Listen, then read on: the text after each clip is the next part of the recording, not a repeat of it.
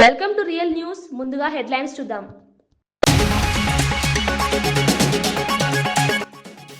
తెలంగాణ వ్యాప్తంగా ఘనంగా నిర్వహించిన విజయ్ దివస్ వేడుకలు. అమరవీరుల స్మారక స్తూపం వద్ద నేతల ఘన నివాళులు. బంగ్లాదేశ్ అవతరణకు త్యాగాల స్మరణతో పరేడ్ గ్రౌండ్ ఉత్సాహం. దేశ రక్షణ కోసం ప్రాణాలు అర్పించిన వీరులకు వందనం.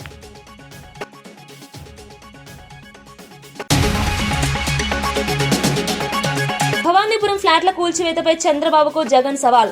కోర్టు స్టే ఉన్నా ఇల్లు కూల్చడం దుర్మార్గం అన్న జగన్. బాధితులకు న్యాయం చేయకపోతే ప్రభుత్వాన్ని వదిలిపెట్టమన్న హెచ్చరిక. వైసీపీ అధికారంలోకి రాగానే పూర్తి ఎంక్వైరీ చేస్తామన్న జగన్.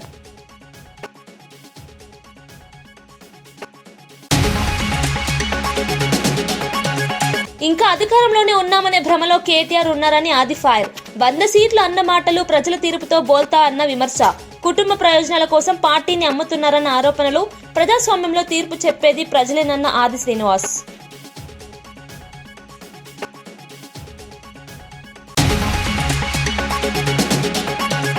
పంచాయతీ ఎన్నికల్లో దాడులకు పాల్పడితే ఊరుకోమన్న కేటీఆర్. పోలీసుల నిర్లక్ష్యంపై తీవ్ర ఆగ్రహం వ్యక్తం చేసిన కేటీఆర్. బీఆర్ఎస్ కార్యకర్తలను భయపెడితే ప్రతి దాడి తప్పదని హెచ్చరిక. ఎన్నికలు స్వేచ్ఛగా జరగాలంటే పోలీసులు నిష్పక్షపాతంగా ఉండాలని సూచన.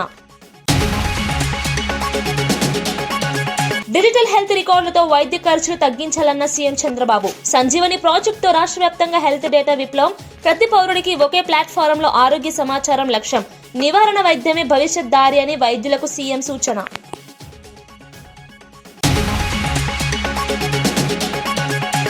వైద్య నిపుణులతో సీఎం చంద్రబాబు వీడియో కాన్ఫరెన్స్ నిర్వహించారు. సంజీవని ప్రాజెక్టు ద్వారా రాష్ట్ర ప్రజలందరికీ డిజిటల్ హెల్త్ రికార్డులు రూపొందిస్తున్నామని తెలిపారు. ప్రతి పౌరుడి ఆరోగ్య వివరాలు ఒకే ప్లాట్ఫారంలో ఉండేలా చర్యలు తీసుకుంటున్నట్లు వెల్లడించారు. ప్రివెంటివ్ వెల్నెస్ పై ప్రత్యేకంగా దృష్టి పెట్టాలని వైద్యులను కోరారు. వ్యాధులు వచ్చిన తర్వాత చికిత్స కంటే ముందే నివారణే ముఖ్యమని స్పష్టం చేశారు. డిజిటల్ ఏఐ ఎనేబుల్డ్ హెల్త్ టెక్నాలజీతో సేవల నాణ్యత పెంచాలని సూచించారు. ఆరోగ్య రంగంలో వ్యయం తగ్గించేందుకు ఆధునిక టెక్నాలజీని పూర్తిగా వినియోగించుకోవాలని తెలిపారు. ప్రభుత్వ ఆసుపత్రుల్లో సేవలు మరింత మెరుగుపడేలా డిజిటల్ వ్యవస్థలు కీలకంగా మారనున్నాయని సీఎం పేర్కొన్నారు. ప్రజలకు వేగవంతమైన పారదర్శక వైద్య సేవలు అందించడమే లక్ష్యమని చంద్రబాబు స్పష్టం చేశారు.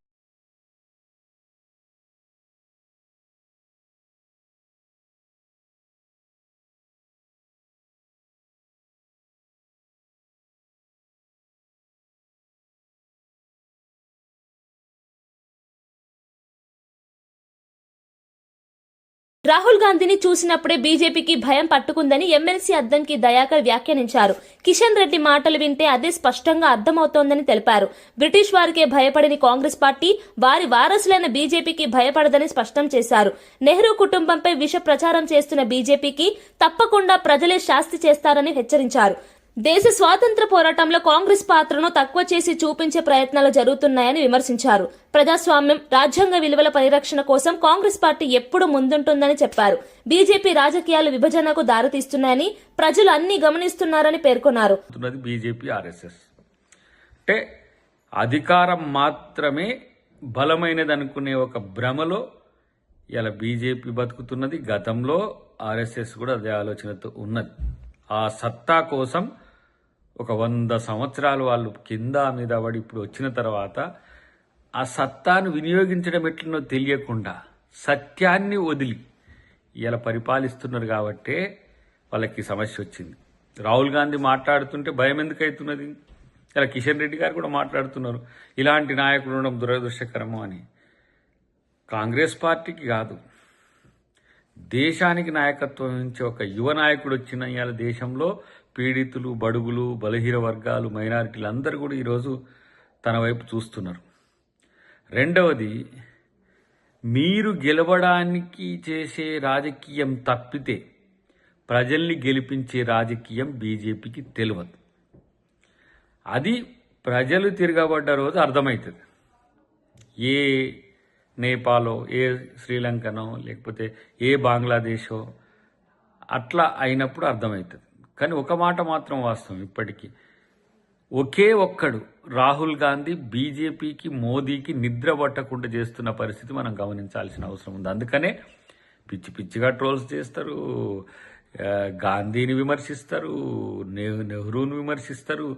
నిర్లజ్జగా, నిస్సిగ్గుగా వాళ్ళు మాట్లాడుతున్న తీరు చూస్తే అందరు కూడా ముక్కున వేలేసుకుంటున్న పరిస్థితి ఉన్నది. ఆ రోజు ఇదే పరిస్థితి బ్రిటిష్ వాళ్ళతో కొట్లాడేటప్పుడు ఉంది కాంగ్రెస్ పార్టీకి. ఈరోజు బీజేపీతో కొట్లాడేటప్పుడు కూడా అదే పరిస్థితి ఉంది. బ్రిటిష్ వాళ్ళనే లెక్క చేయకుండా ఏ విధంగా పోరాడిన కాంగ్రెస్ పార్టీ బీజేపీ వాళ్ళని ఎందుకు లెక్క చేస్తారు?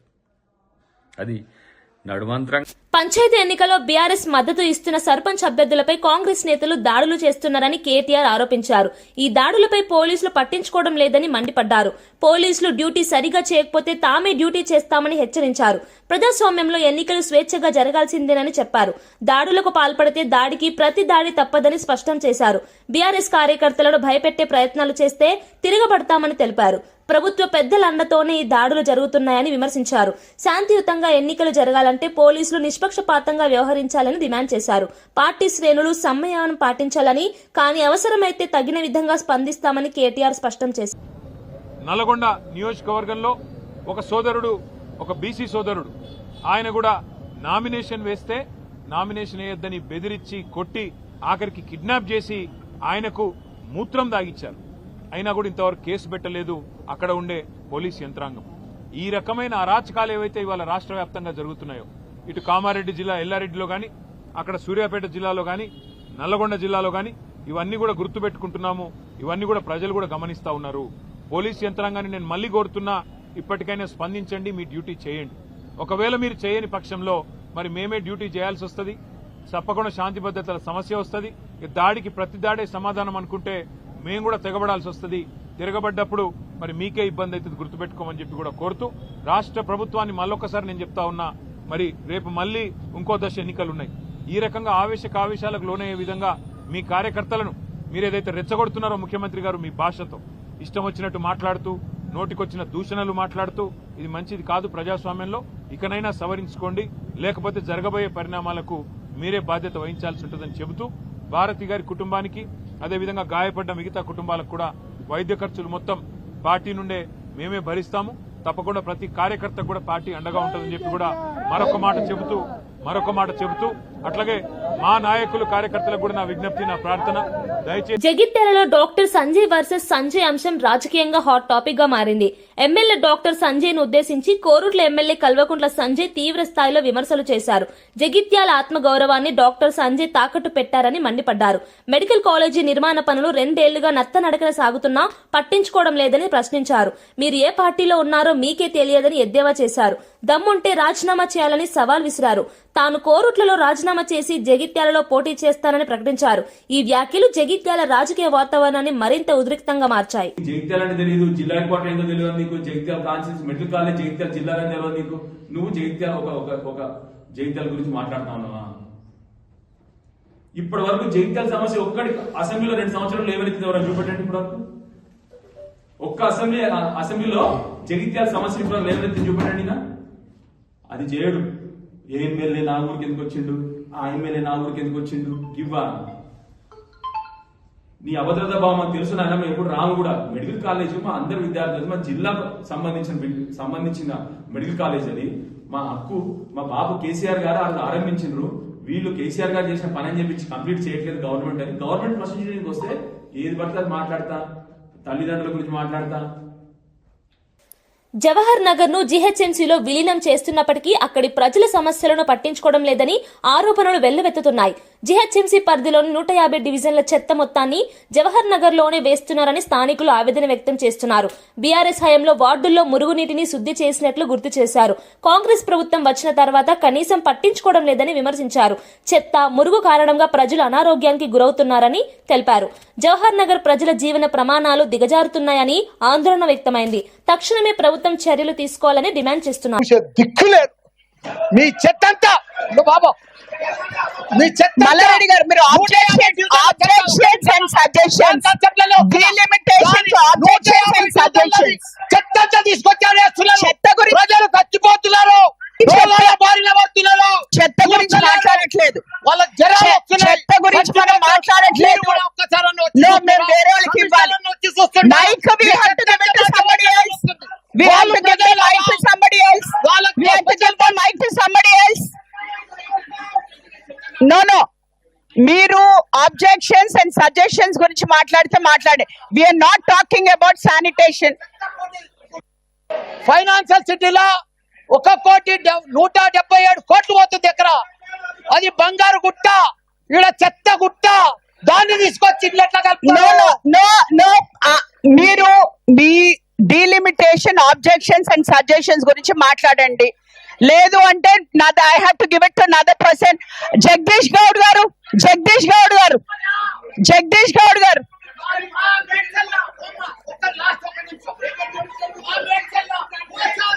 లక్షన్నర ఓట్లుంటే జవహర్ నగర్ లో 2 చేసిండ్రు.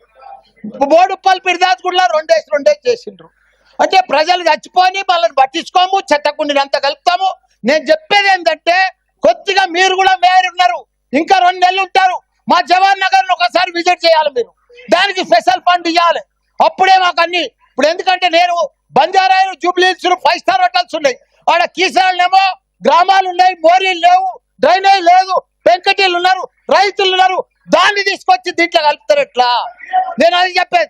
దానికోసం స్పెషల్ ఫండ్ ఇవ్వాలి, స్పెషల్ ఇంటిగ్రేట్. ఇంకోటి Medchal sir, commissioner sir, Medchal ring road అవతలది, మేడ్చల్ మున్సిపాలిటీ, దాన్ని రింగ్ రోడ్ లోపల ఎట్లా కలుపుతారు జిహెచ్ఎంసీలా? జర కూర్చోవా, నీకేం బాధ? మా కాడ జవహర్ నగర్ చెత్తకుండి మల్లారెడ్డి గారు ఇది చెత్త. పడుతున్నారు. మల్లారెడ్డి గారు మా దగ్గర చెప్తున్నారు. మల్లారెడ్డి గారు జవహర్ నగర్ జిహెచ్ఎంసీ చెత్త మా దగ్గర చెప్తున్నారు. జగదీష్ గౌడ్ గారు you get up and speak. You speak. No Jagadish Goud గారు మాట్లాడతారు. గౌరవ బంగ్లాదేశ్ అవతరణ దినోత్సవం సందర్భంగా తెలంగాణలో విజయ్ దివస్ ను ఘనంగా నిర్వహించారు. సికింద్రాబాద్ పరేడ్ గ్రౌండ్ లోని అమరవీరుల స్తూపం వద్ద governor Jishnu Dev Varma, deputy CM Bhatti Vikramarka నివాళులు అర్పించారు. త్రివిధ దళాల అధికారులు గౌరవ వందనం సమర్పించారు. యుద్ధ భూమిలో పాల్గొన్న మాజీ సైనిక అధికారులు, సైనిక ఉద్యోగులు కూడా కార్యక్రమంలో పాల్గొన్నారు. అమరవీరుల త్యాగాలను స్మరించుకుంటూ ఘన నివాళులు అర్పించారు. దేశ స్వాతంత్ర్యం, బంగ్లాదేశ్ అవతరణకు చేసిన త్యాగాలు చిరస్మరణీయమని నేతలు పేర్కొన్నారు. విజయ్ దివస్ కార్యక్రమాలు రాష్ట్ర వ్యాప్తంగా ఉత్సాహంగా కొనసాగాయి.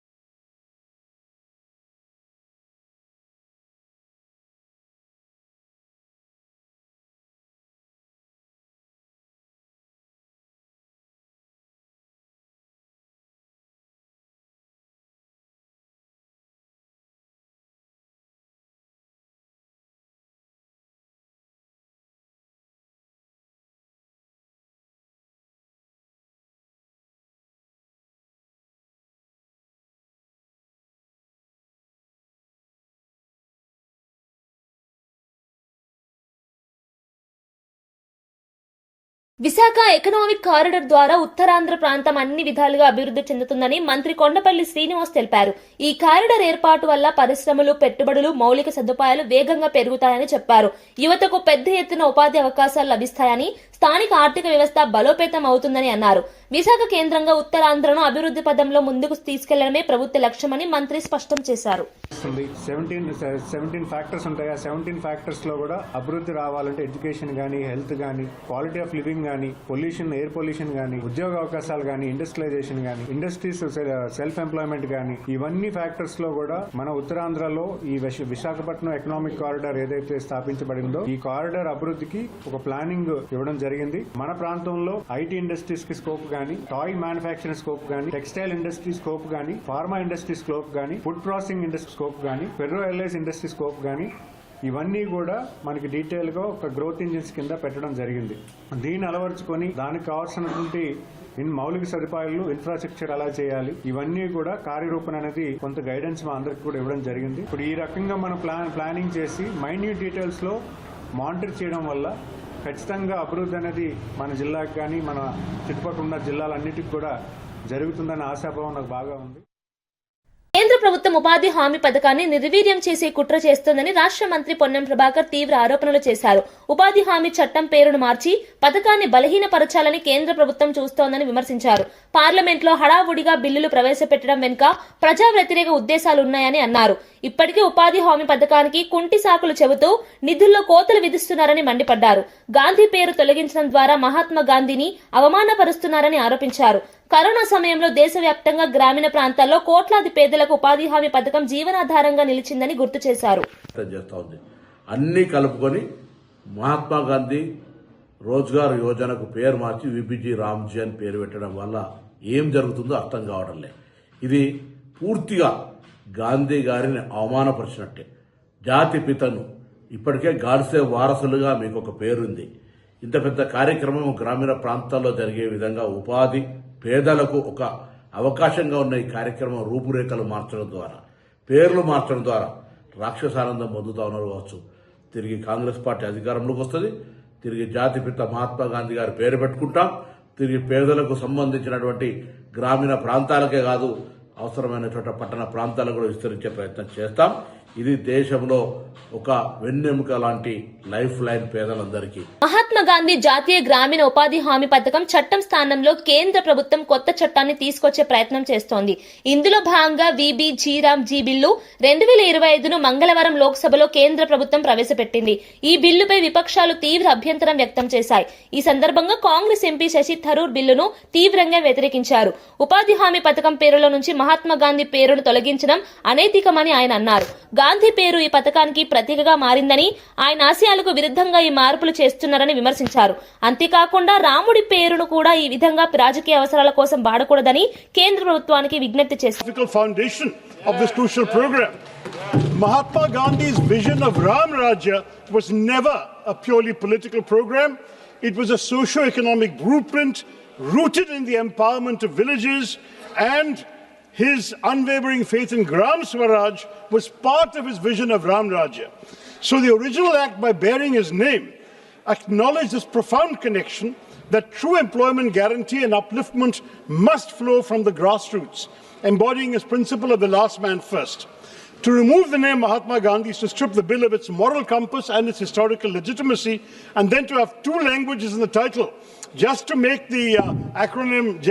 Ramji is not just a violation of Article 348 as pointed out in the previous discussion, but it also reminds me of a song, of a lyric from my childhood. Sir, mere bachpan mein ye gaate the, dekho ye divano ye kaam mat karo, Ram ka naam badnaam mat karo.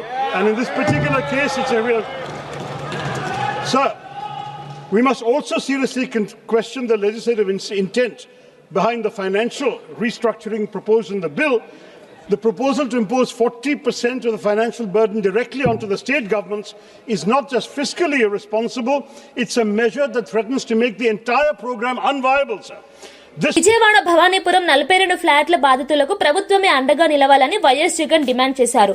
Court stay ఉన్నప్పటికీ ఫ్లాట్లను కూల్చివేయడం దుర్మార్గమని మండిపడ్డారు. బాధితులకు న్యాయం చేయాల్సిన బాధ్యత ప్రభుత్వానిదేనని స్పష్టం చేశారు. YCP అధికారంలోకి వచ్చిన తర్వాత పూర్తి స్థాయి ఎంక్వైరీ చేపట్టి చంద్రబాబును కోర్టు ముందు దోషిగా నిలబెడతామని జగన్ సవాల్ విసిరారు. పేదల ఆవేదనపై రాజకీయాలు చేయొద్దని హెచ్చరించారు. వీళ్ళందరికీ కూడా ఇమ్మీడియట్లీ ఇక్కడే గవర్నమెంట్ రావాలి, వీళ్ళకి సంబంధించిన లోన్లన్నీ కూడా గవర్నమెంట్ తన రెస్పాన్సిబిలిటీ కింద గవర్నమెంటే కట్టేట్టుగా తీసుకోవాలి. నష్టపోయిన వీళ్ళందరికీ కూడా ఇక్కడే స్థలాలు ఇస్తారా, లేకపోతే ఇలాంటి స్థలమే ఇంకో చోట ఇచ్చి ఇంకో ఇల్లు కట్టించి వీళ్ళకి న్యాయం చేస్తారా అన్నది గవర్నమెంట్ డిసైడ్ చేసుకోవాలి. చంద్రబాబు నాయుడు గారు గట్టిగా ఒకటే చెప్తా ఉన్నా, అయ్యా చంద్రబాబు, నువ్వు గన ఈ కార్యక్రమం చేయకపోతే రేపొద్దున మా ప్రభుత్వం వచ్చిన తర్వాత, వైఎస్ఆర్సీపీ ప్రభుత్వం వచ్చిన తర్వాత ఖచ్చితంగా చెప్తా ఉన్నాను, ఇదే ఎంక్వైరీ మేమేస్తాం, మిమ్మల్ని కోర్టు ముందర దోషులుగా నిలబెట్టడమే కాకుండా వీళ్ళందరికీ కూడా, బాధితులందరికీ కూడా కంటికి రెప్పలా మేమంతా కూడా కాపాడుకుంటూ వీళ్ళందరూ కూడా కేటీఆర్ ఇంకా అధికారంలోనే ఉన్నామని భ్రమలో ఉన్నారని ఎమ్మెల్యే ప్రభుత్వ విప్ ఆది శ్రీనివాస్ తీవ్ర వ్యాఖ్యలు చేశారు. 100 సీట్లు గెలుస్తామని గొప్పలు చెప్పి చివరకు ప్రతిపక్ష హోదాకే పరిమితమయ్యారని ఎద్దేవా చేశారు. సారు కారు 16 అంటూ ప్రజలను మభ్యపెట్టారని విమర్శించారు. కవిత కోసం బీఆర్ఎస్ పార్టీని బీజేపీలో విలీనం చేసేందుకు సిద్దమయ్యారన్న ఆరోపణలు చేశారు. సొంత కుటుంబ ప్రయోజనాల కోసం పార్టీని అమ్మే స్థితికి తీసుకొచ్చారని ఘాటు వ్యాఖ్యలు చేశారు. ఆలోచన లేకుండా ఆనాడు సారు కారు 16 అని చెప్పి బోల్తా పడ్డనాటి నుండి 100 సీట్లు గెలుచుకుంటామని చెప్పి 2023లో ప్రజల దెబ్బకు ప్రతిపక్షానికి పరిమితమై ఆ ప్రతిపక్ష పాత్ర కూడా సరిగా పోషించలేక కేసీఆర్ అసెంబ్లీకి రాకపోవడమే కాకుండా ఫామ్ హౌస్కే పరిమితమైనటువంటి అంశాన్ని గమనించి ముఖ్యమంత్రిగా గౌరవ రేవంత్ రెడ్డి గారు పదవి బాధ్యత స్వీకరించిన తర్వాత ఇచ్చిన హామీలు అమలు చేస్తూ ముందుకు పోతున్నటువంటి తరుణంలో వచ్చిన ఎన్నికల్లో పార్లమెంటుకు సంబంధించిన దానిలో గుండు సున్నాకే పరిమితమైనటువంటి సందర్భంలో కూడా తమ ఆత్మను ప్రశ్నించుకోవడం మానేసి ఆ ఎన్నికల్లో మనం చూసినాం, కవిత కోసం బీఆర్ఎస్ పార్టీని సైతం బీజేపీలో కలపడానికి కోసం కూడా ప్రయత్నం చేసినట్టుగా బీజేపీ నాయకులు ఆ తర్వాత చెప్పినటువంటి అంశంలో, అంటే వారి స్వంత కుటుంబ ప్రయోజనాల కోసం తలకోనలోని ప్రసిద్ధ సిద్ధేశ్వర స్వామి ఆలయ నిర్మాణ పనులకు అవసరమైన నిధులను మంజూరు చేసినట్లు టీటీడీ చైర్మన్ బీఆర్ నాయుడు తెలిపారు. ఆలయ అభివృద్ధి పునర్నిర్మాణ పనులు వేగవంతంగా చేపట్టేందుకు టీటీడీ నిర్ణయం తీసుకున్నట్లు ఆయన చెప్పారు. భక్తుల సంఖ్య రోజు రోజుకు పెరుగుతున్న నేపథ్యంలో ఆలయంలో మౌలిక సదుపాయాలు మెరుగుపరచాల్సిన అవసరం ఉందని తెలిపారు. ఆలయ ప్రాంగణ అభివృద్ధి, దర్శన సౌకర్యాలు, భక్తులకు అవసరమైన వసతుల కల్పనకు ఈ నిధులు ఉపయోగించనున్నట్లు వెల్లడించారు. ఆమోదం తెలపడం జరిగింది. తలకోనలో ఉన్నటువంటి సిద్ధేశ్వర స్వామి ఆలయం నిర్మాణ పనులు 2వ దశలో 14.10 కోట్లతో ఇప్పుడు మంజూరు చేయడం జరిగింది. తిరుపతిలోని పద్మావతి మహిళా డిగ్రీ కళాశాలలో ప్రస్తుతం ఉన్న 2100 హాస్టల్ సీట్ నుంచి మరో 270 సీట్లు అదనంగా పెంచాలనేటువంటి నిర్ణయం తీసుకోవడం జరిగింది. టీటీడీ ఇంజనీరింగ్ విభాగంలో 4 కేటగిరీల్లో ఉన్నటువంటి 60 పోస్టులకు రిక్రూట్మెంట్ చేయటం కూడా జరుగుతుంది త్వరలోనే. తిరుమలకు వచ్చే దారులు ఏవైతే ఉన్నాయో అవన్నీ కూడా రిపేర్లు చేయటం, బ్యూటిఫికేషన్ చేయటం అవన్నీ కూడా టీటీడీ బాధ్యత తీసుకుంటుంది. టీటీడీ ఎస్వి జూనియర్ కళాశాల, ఎస్విడబ్ల్యూ జూనియర్ కళాశాల, డే స్కాలర్ మధ్యాహ్న భోజనం, వీళ్ళందరికీ కూడా మధ్యాహ్నం భోజనం అందించాలనేటువంటి నిర్ణయం కూడా తీసుకోవడం జరిగింది.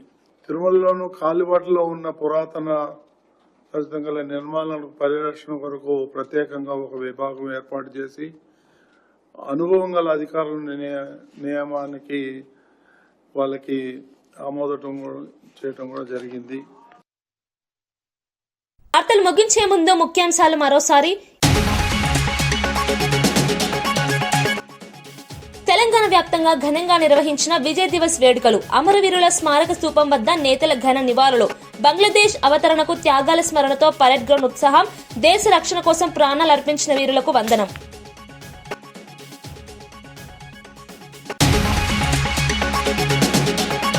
భవానీపురం ఫ్లాట్ల కూల్చివేతపై చంద్రబాబుకు జగన్ సవాల్. కోర్టు స్టే ఉన్నా ఇల్లు కూల్చడం దుర్మార్గం అన్న జగన్. బాధితులకు న్యాయం చేయకపోతే ప్రభుత్వాన్ని వదిలిపెట్టమన్న హెచ్చరిక. వైసీపీ అధికారంలోకి రాగానే పూర్తి ఎంక్వైరీ చేస్తామన్న జగన్.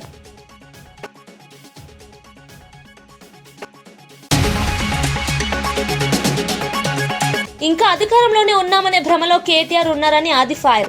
100 సీట్లు అన్న మాటలు ప్రజల తీర్పుతో బోల్తా అన్న విమర్శ. కుటుంబ ప్రయోజనాల కోసం పార్టీని అమ్ముతున్నారన్న ఆరోపణలు. ప్రజాస్వామ్యంలో తీర్పు చెప్పేది ప్రజలేనన్న ఆది శ్రీనివాస్.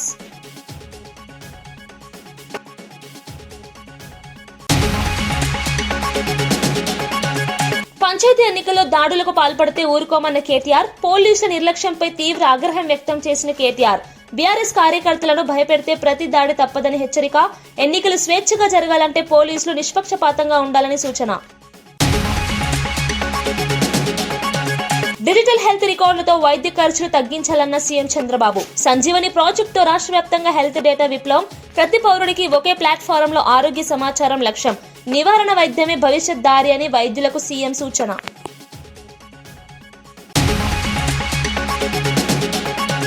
ఇవి ఈనాటి వార్తా విశేషాలు. మరో బులెటిన్లో మళ్ళీ కలుద్దాం. నమస్కారం.